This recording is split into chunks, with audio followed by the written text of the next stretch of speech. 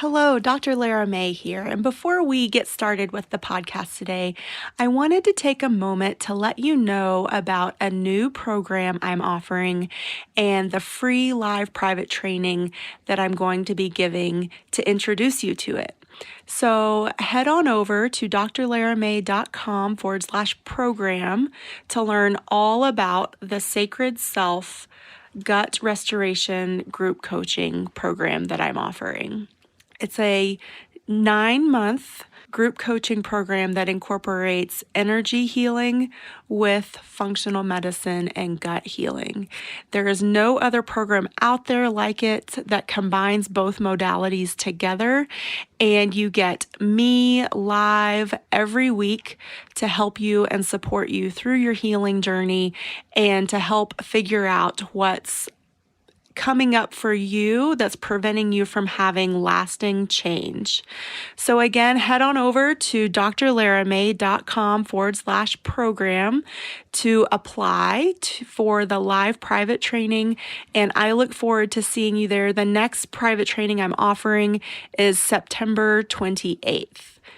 And you'll get all the details on my website. So just head on over to apply. It's really easy, just quick 2 questions plus your contact info. You'll get all the details. I look forward to helping you restore your gut balance and your entire life with energy medicine and functional medicine in this amazing and fun program. See you there. Hello and welcome. I am Dr. Lara May, a clinical pharmacist specializing in functional medicine, as well as a certified yoga teacher and Reiki master. I run a truly integrative health coaching practice encompassing functional medicine lab testing, yoga and meditation, and a sprinkling of Reiki energy medicine. Join me here on Light Body Radio to break through your health plateau and come into alignment with your natural vitality. Hello and welcome to another episode of Light Body Radio. I'm your host, Dr. Lara May, and today I have with me Kelsey Acorn, a certified breathwork facilitator through Clarity Breathwork and a certified integrative health coach through the Institute for Integrative Nutrition. And she's also a Reiki master practitioner through the Asui lineage, certified through Stay and Vibe Community in LA. Hi, Kelsey. Welcome. Hi, Dr. Lara. Thank you so much for having me. Yeah. So with all my guests, I love to start and hear your story and how you got started and what brought you to the work that you're doing today. So it seems like you're doing a lot of good things with food and breathwork and Reiki. So what brought you to this culmination now? I don't even know where. It's so hard to even figure out where I want to begin with this. But I mean, essentially, it's been my life path. It's been, I think, since the day I was born, this is what I'm destined to do. It's my passion. It's my purpose. It's what brings me joy every day. And, it all started in high school. I went on to become a nurse for college. And I found out really quickly that nursing, as much as I respect and appreciate and love all nurses, it wasn't for me. It was more sick care. And I wanted to get into healthcare and prevention and control of disease, right? Get to the root of it. So that's what sparked me to then go into functional medicine and integrative nutrition and become a health coach, where I worked alongside natural doctors like yourself and did people's health plans and all that good stuff. But when we're talking like integrative nutrition, we're talking more the circle of life. As I'm sure you know, it's not just diet and exercise and fitness. It's more of, you are what you consume, what you read, who you surround yourself with, what you do. Right. Not just what you eat. Yeah. And then, as time went on, I said, this is really great, but I want to go deeper. How can I go deeper? And I've always just been someone that wants to experience and live. And because of my own traumas in my past, I got led to plant medicine, ayahuasca more specifically, and iboga and psilocybin. And that is where I got introduced to breath work. And I had no idea what breath work even was, which is hilarious because, I think we should all need to know what breath work is. It's what keeps us alive every day. But I went to ceremony and ayahuasca, and I sat with the medicine, and breath work was there 4 days of the 7 to really integrate. And it changed my life. It literally changed my life. It rewired everything. I was going through a lot at that time, a lot of grief, a lot of loss, a lot of pain, a lot of betrayal and hurt, all those things. Mm-hmm. Unprocessed up until this experience. Yeah, exactly. Right. Like it really helped me to like surface and release, which is the beautiful thing about breath work, right? Surface and release. Yeah, I think that I feel like this is so integral to so much of what you do and what I do, and so many of us in general, in this industry, or maybe not even this, but this wing of healthcare, if you so to speak, is really helping people process those past emotions. Some of them trauma, some of them not, but just where they've buried those emotions in their body. And this is something that I'm also diving deeper with my clients is, your dis-ease is manifesting in your body in a certain place for a reason, for you to, it's giving you this opportunity to sort of excavate what's down there and what has been sort of cooking, so to speak, for since you want to use that metaphor, and now it's bubbling over. Absolutely. Oh my gosh, great point too. That like just sparks my interest in, which then now with Reiki in an energetic standpoint, right? Like with our chakras and our meridians. And I like to say, like energetically, we hold a lot of guilt and shame and burden in the shoulders, right? Which is why a lot of us have back pain, or in our root chakra, which is why we have lower back pain. And this is where we have our diseases, and that is where they're surfacing, and inflammation from an energetic standpoint, of course. Yeah, absolutely. Yes. Okay. So keep going. Sorry. Yeah, no. I just had to say, right on.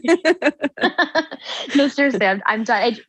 Long story short, I wanted to add, I love health coaching and integrative nutrition, but at the end of the day, no one wants to be told what to eat.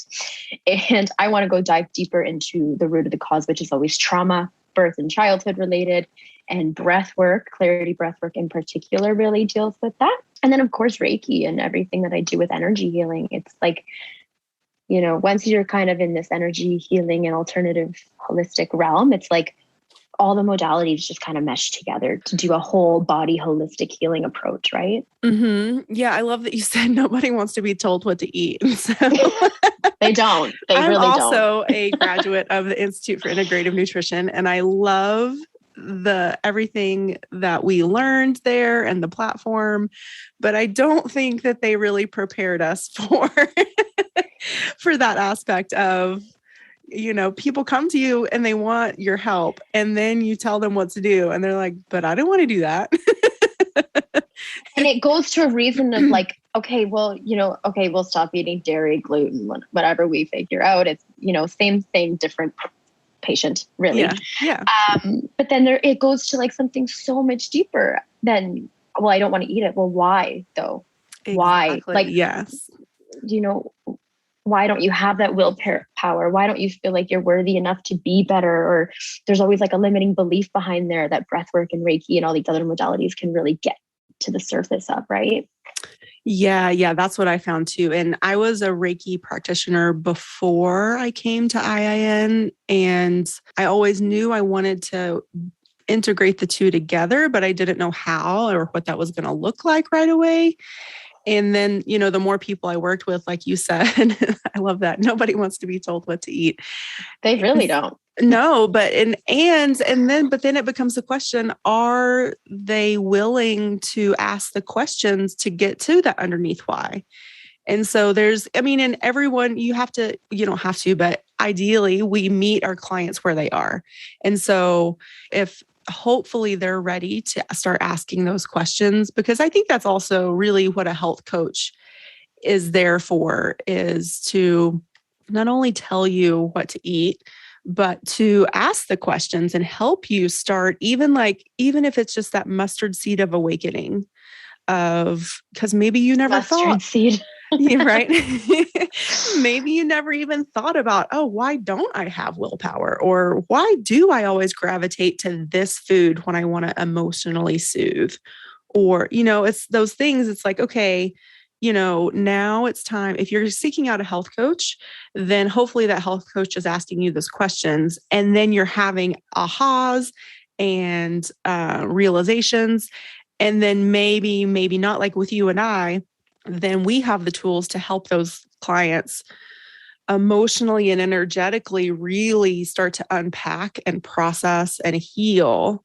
And if your health coach is not in that modality, then I would say your next step is to find that person. And I'm not saying abandon the health coach, but like add that to your team, to your healthcare team, to your team of experts, because absolutely, I'm sure you can also agree that this is really where the lasting results come from. Like, yes, you can change your diet, and yes, it will heal your inflammation. But if you don't get to the root, which is really that energetic and that emotional, then you eventually will find yourself back in the cycle again, and probably more frustrated than before. Like, I spent all this money on blah, blah, blah, and I'm right back where I was before. WTF. Yeah, exactly. FML. It's more than a diet. It's a lifestyle. And yeah, it's so our relationship with food and correlates directly with our relationship with ourselves, and our relationships with ourselves stem from birth and childhood, right? What happened to us? Mm-hmm. What happened to you is why we overeat or undereat or feel like we have to control what we eat, right? It's all correlates. Yeah. And what I've started to realize is, I mean, a lot of it's family stuff, but not all of it. I mean, so much of it is cultural. So much of it is like ancestral things that we were it's kind of like a funny combination of consciously but unconsciously taught at the same time. Certain things that maybe your grandmother or your church or, your school or wherever you grew up in the world, these things that are just part of, quote, the way we grow up. And we don't realize what an effect they have on our self-worth, on how we're told, like, how much power we have over ourselves, over our bodies, over our minds, over our choices. And even simple things like, and I've been listening to a lot of Bruce Lipton lately. So this is like really front of mind for me, is this whole dogma of your genes control your fate when it comes to your healthcare. And that's simply not true. And even without the context of Bruce Lipton, we know that's not true, even though it's still something that is taught in medical school and pharmacy school and nursing school. And so it's like, oh, well, this person in your family had diabetes, so you're going to have it. Well, not necessarily. You have choices, and those choices could really, project you in a completely different direction. I couldn't agree more. Yeah. Awesome. So tell me, I don't know, take me through like a quintessential, I guess, healing program with you. Like, is it super bio-individual, or do you have like a core framework that you work from? I love that you use bio-individual too. That's so integrative nutrition.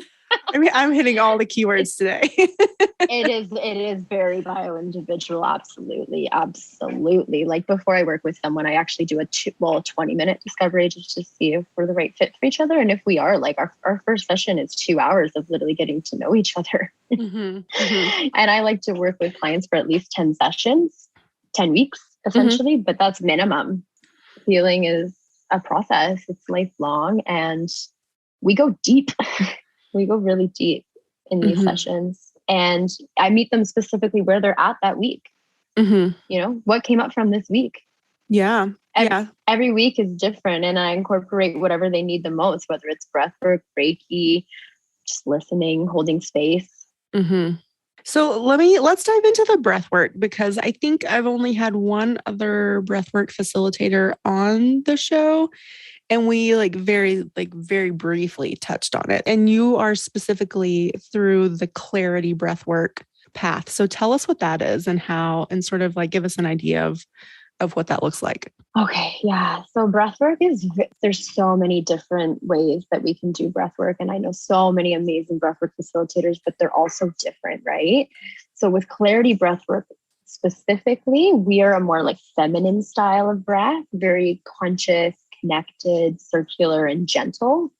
The breathing process takes about an hour, but we like to do a lot of intuitive talk therapy, even somatic experiencing, which is a lot of feeling in the body. Where's the pain being held? Let's release it through the breath.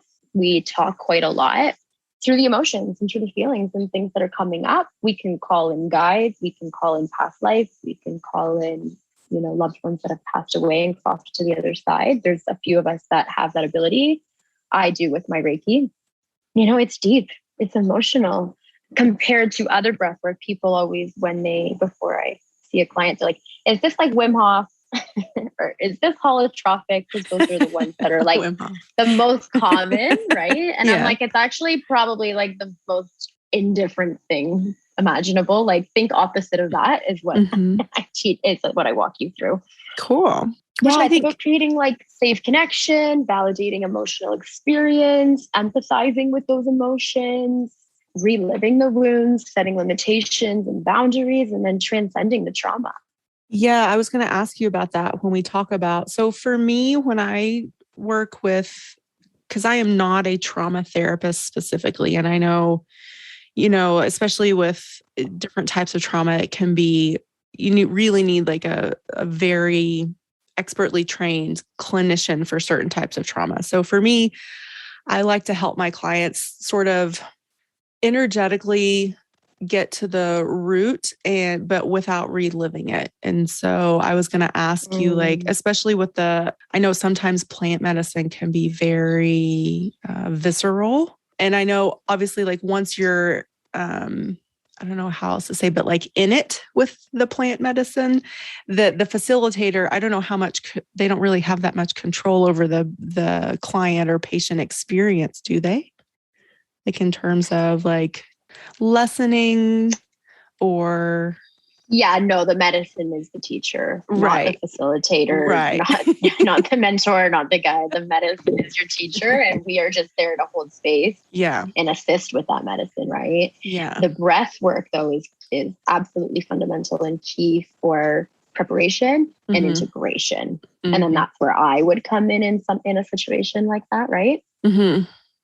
Yeah. And with that, though, you're not doing clarity breath work, which is like what I do, right? And I work mainly one-to-one with women, like with if you're going to do plant medicine, I'm also certified in other modalities too, but when I'm working one-to-one, it's clarity. But no, you're going to be doing Wim Hof dynamic fire breath because you're getting prepared for the medicine. Gotcha. Okay, cool. Yeah. And so like, I want to talk a little bit more about the somatic experience too, because I'm not sure a lot of people are familiar with that. So can you tell us again, from your perspective and how you work with clients, what that looks like and what maybe someone could expect? Somatic experiencing is kind of what I was brought up and touched on a little bit earlier with with the Reiki part of it, right? People will be like, oh, like when they're breathing, I'm like, what's moving for you? What's going on? I have this pain in my left abdomen. Okay, well, now your intuition's heightened. We've turned on the vagus nerve through this breath work. Ask yourself, what is that? What is in the left abdomen? And, everyone's so different depending on where they're at and what's actually happened to them. But sometimes with the somatic experiencing process, they can go back to somewhere or something or a relationship that happened. And that is where they are storing that emotion. Do you want to maybe elaborate for me, Dr. Lara? Like what you believe when I say that is? No. I think that you're clear. So you essentially you are sort of, let's put it into context. So I come to you and I say, like you just said, like, I have this pain in my abdomen. I've been doing all the food things that you said for me to do. And so what else could it be? And so then I imagine you take them through probably a meditation / Reiki session. But I think this is important too, because this is also how I work with clients is you're not completely in deep meditation the whole time. Oftentimes it's more like a dialogue.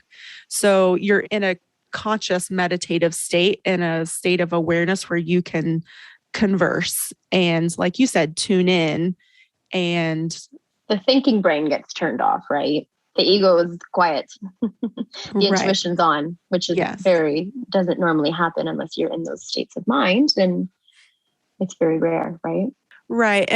And also too, I think with the Reiki that we have the not ability, but the privilege, or I don't even know if that's the word either, but the way that, when we work with Reiki, we call in our guides, our angels, and the masters, and the healing team of the client. And so while, we're asking the client to sort of tune into their body and tell us what's happening and what's coming up for them, there's also this, if you want to think of it like an extra dimension around you, sort of like your aura, or outside your aura, of your guides and your team that show up to help you.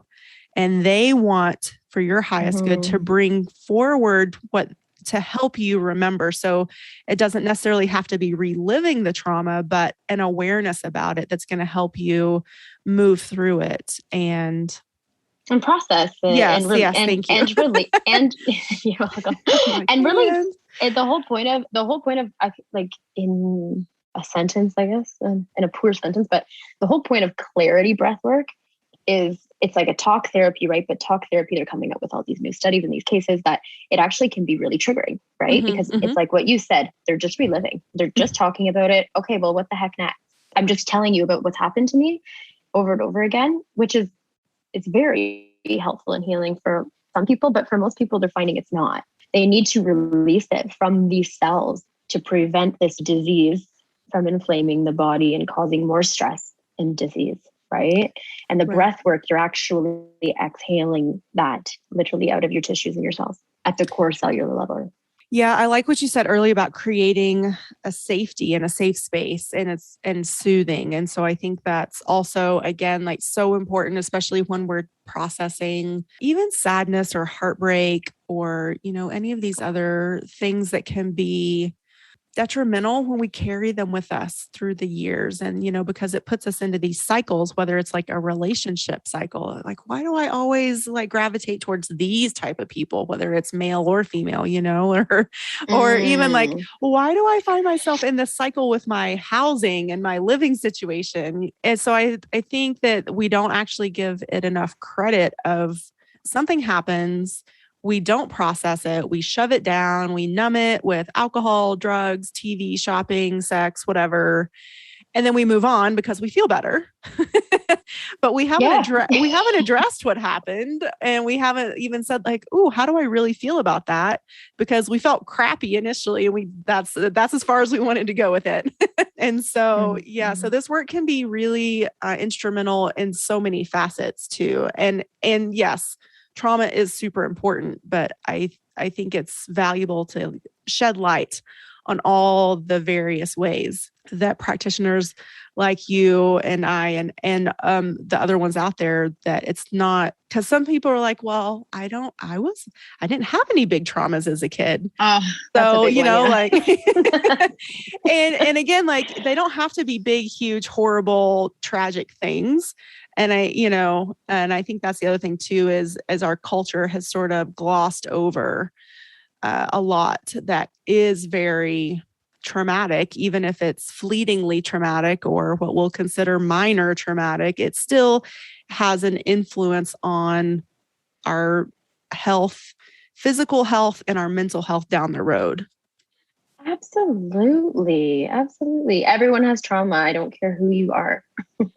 And I also don't want to take away from the capital T traumas out there as well, either, right? Because there are a lot of us that grow up in, great homes, or it really wasn't that broken, or it really wasn't that bad, but it's not even, well, what happened to you as a teenager? What happened to you as an adult? What happened to you yesterday? That's why healing and all this process, it's just continuous. It's continuous. And relationships are our biggest mirror of that as well, I find. And those, we don't really get into relationships until our adult life as well. Yeah, it's really interesting. And it's funny, like, even if you don't, because, there are practitioners out there that focus on the relationship and they focus on helping people find their love and that all that wonderful stuff and those partners, which are amazing. But still, like, it goes into like, what about your work relationships, or what about your friend relationships? Or, would you consider yourself a loner? Are you happy being a loner? If you're not, then, then we, again, like, start asking the questions. How's your self-worth? Like, How's your like self-care practices, your spirituality, your religious, like, Yes. how's that? Right. Yeah. Do you have a practice that Do you allows have you, a practice? Yes. yeah, that allows you reflection and gratitude and quiet space? I've recently come I back to my Kundalini yoga practice, which is a lot of breathing. Nice. That's So, actually, it's so funny. I'm a breathwork facilitator and I love yoga. I have not taken up Kundalini yoga. So I think that you just reminded me that that's something I have to do. yes. Well, I thought I was on the path of becoming a level 1 instructor and then I veered off, but now I'm coming back. And so I'm on today will be day 5 of my first 40-day sadhana in a very long time. And I'm feeling fantastic. And after even my first day, because it's so much of breath work, you can do a whole 90-minute sadhana of just breathing in different ways. And your entire body will vibrate and tingle. And it's just amazing. And so that's why I feel like you and I talking today is such perfect divine timing too of so that's why I wanted to know more about this. And you said it's more feminine too. So I like that. Can you dive more I find into a that? lot. Yeah. Sorry. Yeah, I got really excited there. I find that I know some, like I said, I know so many facilitators and practitioners, and I love what they do so much. And I just love seeing the diversity and all the ways that we can all uniquely tailor and show up for our clients in such an authentic way with the breath. Like, it's so crazy what we can do with it. But yeah, like most breath work, I find it's breath work. It's like you're actually like working out your body and your abdomen, and it's a lot of effort, very masculine, very or and with clarity breath work, and the one that I do, it's very soft, it's very gentle, it's very loving, it's very feminine. It's for an hour, and a lot of talking and feeling and crying and purging in that way. I find when you do more masculine styles, you can purge in like a more like energetic way with the fingers, tetany, with the tingling, body aches and pains. It's also different. It's also diverse. Yeah. So I was just thinking as you were talking that I feel like the masculine type of breath work, like you sort of just demonstrated like a short like breath of fire. I feel like that's really good for us to get our anger out, our frustrations, to really clear out that liver.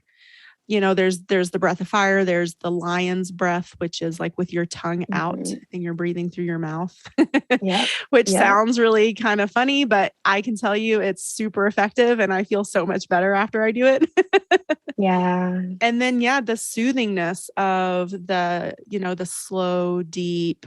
And again, I feel like so many of us are in fight or flight all the time and we don't even know it. And so something else that I'm personally healing through right now is adrenal fatigue. And so it's that's a big one. Well, and it's so eye-opening, especially for so many years where you tell yourself, oh, I'm doing all these amazing things. I do yoga. I run, 10Ks and I do triathlons and blah, blah, blah. And I eat well and I eat clean, la, la, la. And yet it's like, what is going on? And so then you have to again, start asking the questions. Okay, am I doing too much? Have I told myself that I have to do this amount to love myself? All these things that I think really produce those ahas and those, again, that awareness and that deep awakening that is the real healing work. It's not even necessarily like an integrative Band-Aid, so to speak. It goes so deep. It's so, all of it's so interconnected. Like with the fight or flight, you're constantly in exhaustion, which goes back to adrenals and hormones, and which is most of us, that's actually what ends up being the issue, right? Something to do with your hormones, or because you're fight or flight or stress, which is disease and inflammation. It's all one and the same. And then that's how it relates to like integrative nutrition, because when you're exhausted, when you're not feeling the best, you don't want to eat the best and you don't act the best. You don't surround yourself with the best people. You don't want to do your morning routine. Like it's like this domino effect. Yeah. For me, I think now that I feel like I'm finally starting to come out of it a little bit. And I think even when I was feeling tired, my solution was to go hike a mountain or to go do Good for something, you. which I know is not most people's first inclination, but for me, my point is that I don't think I was doing myself any favors by doing that. Instead of allowing myself the gentleness to heal and to come out of the fight or flight. And, nature is super restorative and I love it. And it is my own medicine in so many different ways. But I think I was still in that Western mindset of just push through it, Lara, or that athletic. I was raised as an athlete. I still am an athlete. So it was like, just push through it. You'll be fine. Like, exercise is healthy. All the things that we have, again, like have been ingrained in us. And until you take the time to actually say, hey, wait, is this the best thing for me right now in this moment? Maybe the answer is no. Maybe the answer is to choose something differently and see what arises from that. Have you noticed, I've just been noticing with a lot of my clients lately too, there's just like this stigma and this guilt and the shame around resting and not doing enough or being enough. Yes. Yeah, absolutely. Yeah. Well, and I was raised by, a father who I love dearly, but there's 24 usable hours in every day. And, and, stop sleeping the day away, blah, blah, blah, all that good, East Coast. That's even like to me, because I was raised in the eastern part of Tennessee. And I found like East Coast culture is definitely different than West Coast culture. And I live in California now. And so California is a lot more forgiving with the, go with the flow, man. It's all good. But, again, that's so deeply ingrained and I think that's too also why I still have pretty much a full-time job while I'm, building my private practice. Most people would probably not do that. Wow. So, still working through some things, obviously, but we're all a work in progress. Absolutely. Forever students of life. And, never stop working on yourself. Never. Yeah. Why would we do that? Yeah, I think that's also like a good point to make that for all of you out there that are looking for your, perfect practitioner to work with, that if they tell you they don't have any issues themselves, then maybe keep on looking. I've never heard that before, but I mean, I resonate. She's not wrong. Oh, yeah. Well, awesome. So tell us where people can find you all across the lovely interwebs. Oh my goodness. So I'm wellness with Kelsey _ on Instagram. Wellness with Kelsey is my website. I'm actually in the middle of rebranding though, Dr. Lara to Kelsey Marie, just because I am going into more alternative and holistic healing rather than like nutrition based. Mm-hmm. So I guess I'll have to give you the updates when those are out. Yeah, definitely. Definitely keep us posted. Okay. Yeah. Well, yeah, you can find me on Instagram, wellness with Kelsey _ I love meeting new people and I love having new chats. And do you only work in your area or do you travel and do you host retreats? So I'm virtual based right now because I'm actually in Canada. I'm actually starting sister circles with my dear friend Michelle, who's a sound healer and meditation practitioner with a yoga yin background. So we're creating lots of really great workshops and retreats, both virtual and around the world. So that's something excited to stay tuned for as well. Excellent. And yes. all my one-on-one services and Reiki is all distantly and virtual as well. Okay, cool. Yes. And just a friendly reminder to all of you out there, energy transcends space and time. So it is just as effective over virtual or distance than it is in person. And honestly, I find as the practitioner, sometimes a distance session can be more telling for me to receive information versus having the person like right there in front of me sometimes.